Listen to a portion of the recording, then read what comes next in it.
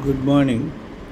See, when our knuckles being shaken or cracked, there will be a sound, popping sound.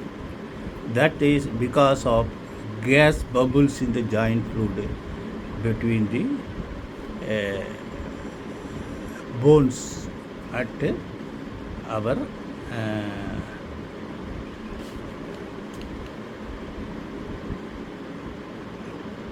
knuckles.